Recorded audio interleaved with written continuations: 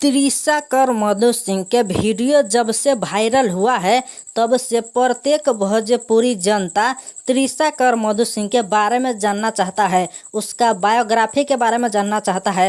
कैसी आया इस इंडस्ट्री में, किस तरीका से आया, कहाँ के रहने वाली है, इन सब के बारे में, मधु सिंह के बारे में भोजपुरी जनता जानना चाहता है।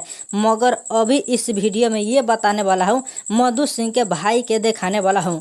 देखिए, मधु सिंह 26 साल के हो चुका है, अब तक शादी नहीं किया है, एक कुमारी अभिनेत्री है। जैसे तैसे करके अपने मेहनत से, अपने स्ट्रगल से आज मधु सिंह इस इंडस्ट्री में सफल हो चुका है। मतलब भोजपुरी इंडस्ट्री में सफलता पाया है, काम किया है, मेहनत किया है, तब अपने लगन से इस इंडस्ट्री में सफल हुआ है। अभी काफ़ी ज़्यादा फैन फॉलोइंग भोजपुरी इंडस्ट्री में त्रिशा कर मधु सिंह के बढ़ चुका है। मगर अब तक उसका भाई नहीं है।